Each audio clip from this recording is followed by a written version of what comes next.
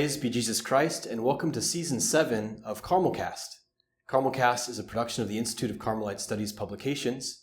You can find out more about ICS Publications at our website, www.icspublications.org, where right now, as long as you're watching or listening to this during the months of November, December of 2022, or January of 2023, we have a promotion going on to celebrate and commemorate the 150th birthday of St. Thérèse of Lisieux. You can save 40% off of the writings of St. Thérèse and books about her by entering the promo code CarmelCast at checkout. You can see more information about that, details about that, in the description of this episode or at our website during the time of the promotion. This season, we're commemorating the 150th birthday of St. Thérèse, as I mentioned. And each episode will be going through the writings of St. Thérèse, focusing on aspects of her spirituality and how her spirituality shines through the various works of her writing corpus. Today, I'm joined by Father Marc Foley, who is the publisher of ICS Publications and serves in our Washington, D.C. community as prior. Father Marc, welcome to CarmelCast, your first time appearing with us, even though you've in many ways been a part of us since the very beginning. Thank you. It's good to be here. I should mention, too, that Father Marc had the distinct pleasure of serving as my formator. So if there's any complaints about CarmelCast, you can blame him because he taught me everything that I know. But Father Marc is a wonderful author and writer, spiritual director, served the province as a formator, as a prior. He has several books that he's written, including books about St. John of the Cross, reflections on the writings of St. John of the Cross, as well as two books referring specifically to St. Thérèse. The first is The Context of Holiness, a book that Father Marc wrote, looking at reflections from both psychology and spirituality concerning the life of St. Thérèse of Lisieux, a very good book that I hope to talk a little bit more later on in this episode. And Father Marc also prepared the study guides that accompany each of the chapters in our study edition of The Story of a Soul by St. Thérèse of Lisieux. And Father Marc is very good at sort of bringing together all of the contextual aspects of St. Thérèse's life to help us to understand better the life and writings of St. Thérèse as we're reading them. And so both resources are great books to take along with you as you study and read and pray with the writings of St. Thérèse of Lisieux. So recommend those two books. Both of them will be on sale during the promotion that we're running towards the end of 2022 and January of 2023. Father Marc, we're speaking this season on spirituality, particularly the spirituality of St. Thérèse. In a previous season, we talked about the life of St. Thérèse and spoke on aspects of her upbringing, her family life, her entrance into Carmel, and the end of her life when she was suffering a great deal. This season, we really want to hone in on her spirituality, her spiritual message, and it's something that we haven't done quite yet with her.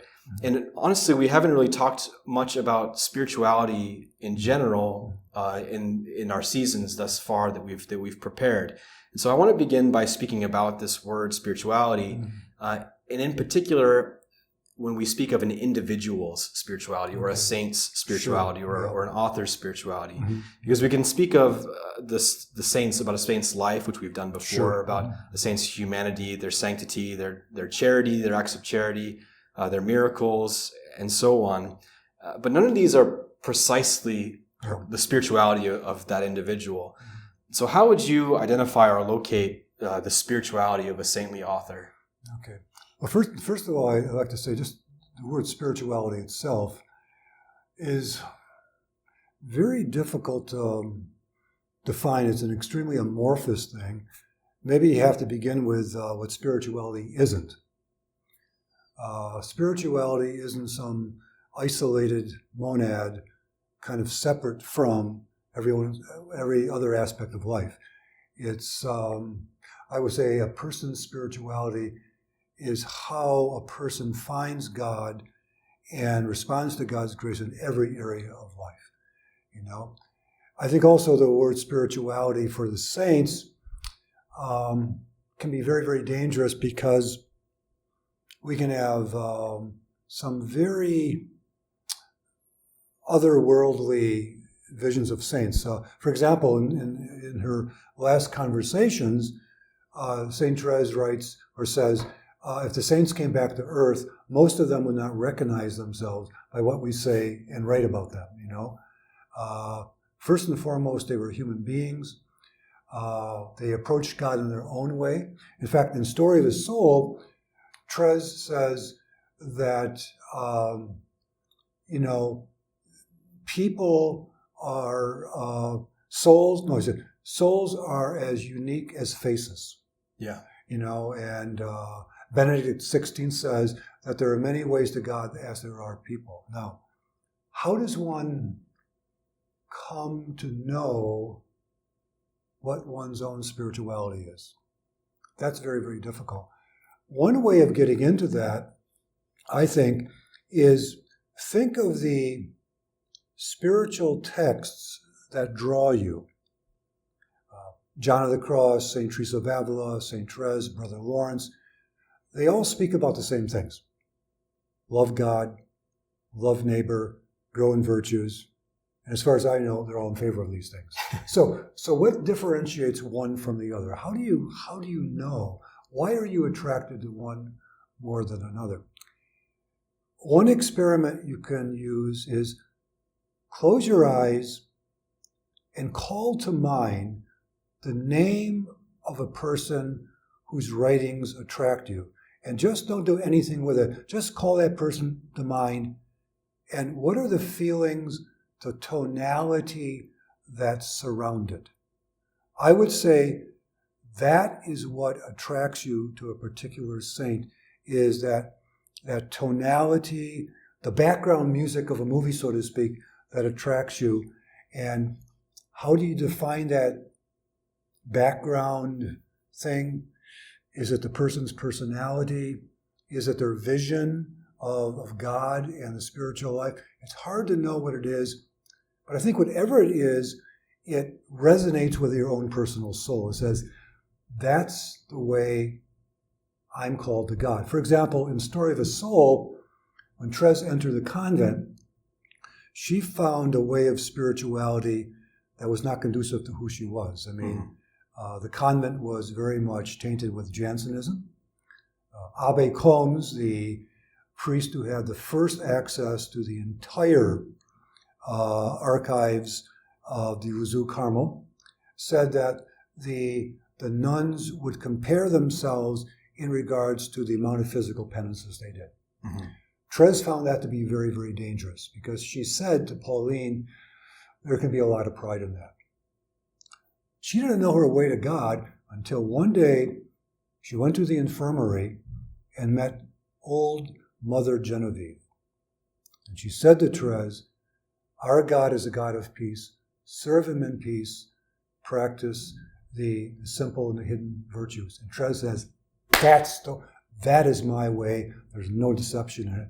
And that began her little way of the hidden way. Right. Yeah. Yeah, and I think there's a good analogy there. You spoke kind of how we find our own sort of, how we can identify our own spirituality in terms of our own relationship to God, and how that might maybe mimic is the wrong word, but be analogous to a saint's particular way to God. Yeah. And so Therese in the convent, she didn't find that tonality, that resonance with what many of the nuns' spirituality happened to That's be. right. And that was very much shaped by the fact that it was late 19th century France, and so she had a different sort of approach and wanted to find a different way to relate to God. Yeah. So we know that St. Therese's spirituality is multifaceted, and many authors tend to identify different aspects of her spirituality, or some try to do a general to identify as many of those aspects as possible. Yeah. What are some of the primary facets of Therese and her spirituality that stand out to you? Well, I think that one of the ones, and she mentions this a lot, is what she calls the hidden life. And that came out, as I said before, her encounter with Mother Genevieve, mm-hmm. that she practiced the hidden virtues, which meant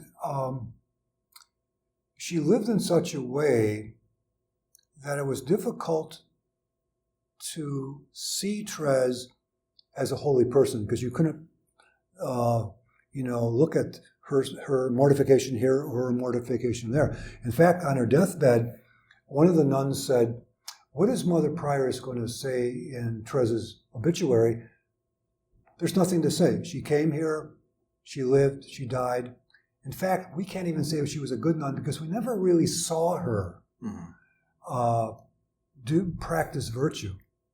And that's exactly what Therese wanted to do, was to make sure to keep her deeds of mercy secret. And that was a deep purification of the ego. Now, this might sound very, very strange, but I would say to the people watching this, if you want a goal in your spiritual life, live in such a way that when people look at you, they'll say, now there's a mediocre Catholic or a mediocre Christian. I don't say be one, but that when they look at you, they don't really see virtues being performed so much of getting attention because they're hidden. Right. Yeah. Yeah, and I think people who are particularly tempted towards maybe the vice of pride, that might be especially important because they want to be recognized. They want their acts and their holiness and their charity to be recognized. Maybe exactly. at a fundamental and predominantly broken way. That's right. Yeah. So Therese, the importance kind of for Story of a Soul in terms of unleashing the spirituality of Saint Therese is that it gives her own account of her life, and it sort of reveals or unveils some of that hiddenness to us, because she didn't write her autobiography for us. No. She wrote it primarily as sort of a reminiscence with her sisters. Most of it, yes. And so she lived with three of her blood sisters in the monastery of Lisieux. Yeah. And so could you speak a little bit about kind of how this book came to be? Okay, let me just look at the date for a second. Around Christmas of, let me see if I get the date here. Around Christmas of 1894, the three sisters were talking about old times, okay, and at home. And I think it was Marie that said to Pauline, who was the prioress at the time, "Mother, wouldn't it be wonderful if Therese could put down all of these stories?" And Pauline said to her, "I put you under obedience to write these stories." Pauline was really kidding, but Therese took it seriously. Mm-hmm. So the first 8 chapters of Story of a Soul are those reminiscences that she gave to Pauline, and she kept them just for private use. A year before Therese died, and she was dying of tuberculosis, and she told her sister Marie that she only had a short period of time to live. So Marie asked her, Therese was on her last private retreat. She asked her, would you be willing to, while you're on your retreat, kind of give a synopsis of your little way? That became chapter 9. 4 months before Therese died, Pauline, who was not the prioress at the time, couldn't sleep and went to the prioress at that time, Mother Gonzague, and said, "Mother, Therese gave me these writings of when she was a child. We need something for her obituary. I'm sure if you said something, she would write something about her experiences in Carmel." So she was put under obedience to write something about her experiences in Carmel. So from 10 onwards was what they call manuscript C. Then they were all 3 put together as, this is an obituary that was sent out to the nuns. It was never meant to be published. But the people of God said, there's something here, and the rest is history. Yeah, it's really interesting how something that was deeply personal and probably and definitely not intended, Therese never intended it to be seen by the general public, certainly. That's right. She had an understanding that it would probably be seen by other Carmels and other nuns in different monasteries. That's right. As sort of an obituary. But it's interesting that in how it reveals the early chapters, 1 through 8 or 1 through 9, have this aspect of her reminisces in terms of her early life, her journey towards Carmel, Yeah. the difficulties that came about in terms of her desire to enter Carmel. Yeah. And what would you say are the themes that prevail in her spirituality when she speaks about her life up until Carmel? Up to her life in Carmel, I would say not only up to her life in Carmel, but even beyond. The main event of her life that she really, I think, took to the grave with her was the death of her mother. Okay. And when Therese was like 3.5 months old, she couldn't nurse from Zaley. They had to take her to a wet nurse. So she experienced, she was taken away from her first mother, and that caused a lot of separation anxiety. She was given to a wet nurse named Rose Tilly, and after 18 months, she was taken away from her second mother, who she bonded with and brought back home. Now, the reason I say she bonded also with Rose's mother is when Rose brought Therese in to drop her off during market day, often Therese would cry for Rose, her mother, and she was sitting in the lap of Zaley. So after 18 months, she has a second separation. And when children have, experiences of separation, they have within them an apprehensiveness that it's going to happen again. In fact, Zaley says in one of her letters to Pauline, she's a nervous child. She's out of my presence and she cries until she comes back. And at the age of 3.5, her worst nightmare happened. Her mother died, the ultimate separation. At that time, Therese says her complete personality changed, that she became very clinging and she could not find any solace outside the family circle. She needed that, and she became overly sensitive. Any little, I would say, criticism of her or anger, she became extremely anxious. Just like, for example, when somebody's angry at you, have you ever asked yourself the question, why does that make you afraid? It's a form of separation anxiety from that person's goodwill towards you. Mm-hmm. But when a person who has a lot of separation anxiety, this was extremely difficult for Therese. Fast forward, during what she was called her Christmas conversion, when she came home, her family came home, for midnight mass, there was the custom that the child of the community would have little toys in their shoes. Therese was way beyond the age for this happening. It wasn't age appropriate anymore. Therese was going upstairs, and Louis, her father, said to Céline, I'm glad this is the last year. Therese is beyond this. We have to stop this nonsense. Céline caught Therese's eye, and she realized Therese had heard it. Therese went upstairs, Céline followed her. Therese was on the bed with tears coming out of her eyes.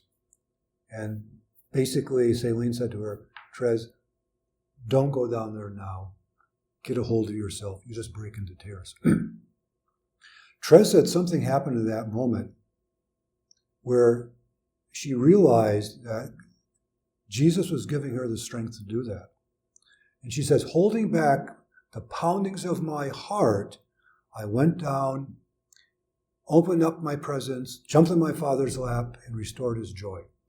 And she said of that event, it was the greatest grace I ever received. Now you look at that, you say to yourself, what was the greatest grace she ever received? It was that she made a choice to love somebody in spite of her feelings. Now, it has to be understood that her sensitivity was not taken away. In fact, Pauline says in the beatification process that in Carmel, she was just as sensitive to hurt as anyone else. Mm-hmm. The grace that was given was she was able to make choices in the midst of her oversensitiveness. And I think that says a lot to us, that we often are not healed of emotional wounds, but God gives us the strength to do His will, and that makes us holy. You don't have to become healed emotionally to grow in holiness. Mm-hmm. And people don't make that distinction, Yeah, I think a lot of these aspects of Therese's life, which she would consider her greatest conversion, the trauma in her early childhood, a lot of this stuff gets sugar coated when we hear sort of superficial level or base level summaries of who Saint Therese was, and they're really, I think, important or foundational or key to understanding really the power of Therese's message. That you don't become a saint overnight. You're not as you mentioned. Sometimes you're not given that emotional healing and grace, but rather you're given another grace where God helps you to overcome in particular moments, and so it becomes like an everyday, recurrent bearing in strength from God's grace. Yeah. And when people come to me for spiritual direction, I say to them, and this might always sound strange to them, I say, whatever you do, don't try to overcome something in yourself. And they look at me and say, no. If you make your goal trying to overcome something in your life, you're going to get discouraged because you might not be able to. And maybe God doesn't want you to. Mm-hmm. But all I want you to do is do your best every time this temptation comes up, because that's how you grow in holiness. Right. Yeah, these wounds are often the very context of our transformation. Exactly. Not just the context, but the location. Exactly, yeah. So you speak a lot about these sort of themes in your book, the context of holiness, and so I just want to promote that once more. Returning to Story of a Soul, I want to talk a little bit about the later aspects of the book, in particular Manuscript B, which is also chapter 9. Therese subtitles this, My Vocation is Love. And she wrote this, as you mentioned, to her sister Marie, and upon the request of her sister Marie. That's correct. Yeah. Her sister Marie asks her to summarize essentially her spirituality. And so we can, if we were to ask Therese today, what is the basis or the fundamentals of your spirituality? Really, she's answered that question in chapter 9, Manuscript B of Story of a Soul in many ways. Mm-hmm. The famous line from this chapter, of course, is her statement, her declaration, really, that she declares, my vocation is love. Mm-hmm. She says, speaking of the various charisms, roles in the church, what is vocations in the church, whether it be priesthood or apostle or prophet, she speaks of her vocation as being, my vocation is love. Yeah. And she means to be that love in the heart of the church. And we know that St. John Paul II, for instance, when he declared Therese a doctor of the church, mm-hmm. he rather informally, I think, gave her the informal doctoral title of the doctor of the science of love. Yeah. And so I think what comes clear, in particular chapter 9 of Story of a Soul, is the centrality of love to Therese's spirituality. Yeah. And there's many examples of this that are demonstrated throughout the early chapter, the first 8 chapters of the book, where she is endeavoring to make love the central aspect of her life. Mm-hmm. Are there any examples of this that come to mind to you? Yeah. First of all, the word love is very, very, in our society, you can use it for everything. I love God, I love ice cream, you can use that many ways. But for Therese, and she makes this distinction between affect and will. Let me give you one example out of this. She was dealing with a sister in her community. It was Sister Therese of St. Augustine. In fact, she said, I had an aversion to her in everything. How she talked, what she said. He says, her very temperament aggravated me. She says, in fact, sometimes, she says, my last means of victory was desertion. And she actually literally at times had to leave the room. And she said that I began to realize that love has nothing to do with feelings, but has to do with the choices that we make. Now, it's very important to realize Therese wrote that, I think it was in chapter 11 or 12, in the last year of her life. She never got beyond her anger toward this sister, but she grew in love because of the choices that she made. So I would say to a person that if you are gauging the level of your love against, am I overcoming my feelings towards that person, you got the wrong yardstick. In fact, I don't even know whether God is going to have that happen. St. John of the Cross, in his counsels to religious, says that God puts people in your life to chisel you, to make you holy. The people that we wish would completely drop off the end of the earth in our life may be the most important people in your spiritual life, because these are the people that you have to exercise on the level of the will, love, and to resist giving in to that bitter word, that sarcastic word, doing something against that person and passive-aggressive behavior. That's real love on the level of the will. So Therese was dealing with this person. She dealt with another person. Her name was Sister Joseph of, can't remember her title right now. Nobody wanted to work with her. She had mood swings that were so violent that people stayed away from her. We probably would call her bipolar today. And Therese volunteered to work with her for only 1 year. And at the end of the year, she puts down in the story of a soul, I thought I knew what love was all about. I didn't have the slightest idea. But she never sugarcoated this woman's life. Pauline said to Therese once, how can you stand working with this person? And Therese said, she's like a broken clock that has to be rewound every 15 minutes. What we would call a high maintenance person. But she goes on to say, if I had as defective a spirit as this woman had, I would do no better, and then I would despair. Yeah. She never had that sugary language like, oh, that's okay, she means well. She never said that. She told the truth, but always truth and love. Right. Yeah. I think it's an important point that you make about love being on the level of the will and not some sort of affectual or feeling-based sort of emotion. Yeah.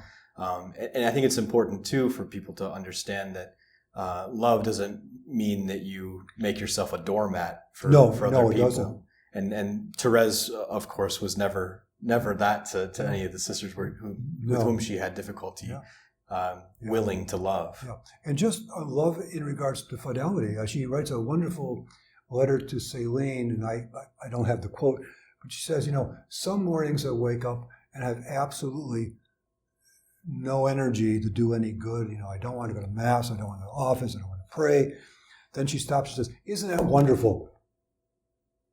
And this is the reason she gives, because she says, anything I do now, I know it's pure love, because I have absolutely no desire on the natural level to do it. Right. So when you really don't want to pray, when you do want to be faithful to your daily obligations, that's probably that's an opportunity to truly exercise holiness. Right. You don't feel holy, but you are holy. Yeah, it's a very, I think, important distinction that Therese exemplifies so well. Just want to wrap up maybe by asking about your own relationship with Saint Therese. Oh, God. Okay, I've been a Carmelite for over 50 years. When I entered Carmel, I never heard of her. Okay, I tried to read Story of a Soul, and I think for the first 5 or 6 years, I had to take insulin shots. I found her so sweet. Exhibit A, okay? But the more I read her and got below the surface, I realized what she was really talking about is how do you deal with people you live very, very close to? And once you could be below that surface, you could see the real flesh and blood person who struggled with her wounds and who struggled with some very sick and, dysfunctional people. Now that kind of defines all of our lives. And she said the only way to do it is in love. And love is always very, very concrete with very, very wounded individuals. I think W.H. Auden sums it up when he says, we can only love our crooked neighbor with our crooked self, And Therese was very, very realistic in that, So, I mean, it took me quite a while. So I find her, like when I write on John of the Cross, she's one of the best commentaries on John. John is very abstract. But when you really bring it back down to what he's talking about, Therese is the person to go to. Yeah, I think you could sum up a lot of Therese's contribution to Catholic spirituality in general as a realism. It is, right. And in much the same way we speak of like literary realism. Yep. It's very much grounded in experience and in reality. Yeah. And as saccharine as she can sometimes come across, and some of that was due to revisions made to her writing, and as well as poor translations in English. But even beyond those sort of, misunderstandings or the ways in which Therese comes across as overly saccharine, I think with a good translation, which Father John Clark did a wonderful job in doing that, the realism really shows after as long as we're not doing a superficial reading. Right. I would say this, and let me play the devil's advocate here. There are some people that really like the sweetness of St. Therese. If that's part of your spirituality, there's nothing wrong with it. As long as you're really living the little way of loving. Personally, I find the saccharine thing, it's not my cup of tea. But for other people, it is. Don't apologize for it. Right. Okay, because I think there's a lot of people out there that say, I really like your sweetness. And then on the other hand, people who maybe have tried to read Therese or read Therese but didn't really get much out of it, what would you say to them to kind of grasp that realism? I would say, read this book. No, but also I wrote another book called, what's it called? One from Paulus Press. The Love That Keeps Us Sane. And I think, and I don't say this to push my books, but I think I try to get below the surface and really to see the woundedness of St. Therese. There's a lot of other wounds in there. Her scrupulosity that she really struggled with most of her life. In fact, there are letters that were sent to her that indicate that at times she was so scrupulous and she was still having the God of Jansenism in the back of her mind that she actually did not believe she was forgiven after she received sacramental absolution. Right. And but she went through that and she finally came out the other side and she was able to. But it was a real struggle for her. Yeah, I mean, we can relate to her on so many levels. And so I think sometimes that superficial image that we might have, from seeing statues of St. Therese or having sort of just a basic sort of understanding of her life, we can miss how relatable she actually is in terms of our own lived experience of struggling in this life, and as well as accepting grace in the midst of it. Well, I would encourage everyone listening or watching to take up The Story of a Soul. If you have had difficulty with St. Therese in the past or have difficulty reading maybe a text that was written in the late 19th century, the study edition that Father Marc prepared, the study guides accompanying each chapter of Story of a Soul are a great resource to help get you through and to give you a little bit of background context and to read like Father Marc reads, which is very slowly, and he speaks of the text crawl, his favorite way to read. I'd encourage you to try reading St. Therese again. If you didn't succeed the first time, or read her again if you love her and have read it, a dozen times. So, Father Marc, thank you for joining us. You're welcome. You're welcome. Yeah. Thank you all, and God bless you. Okay.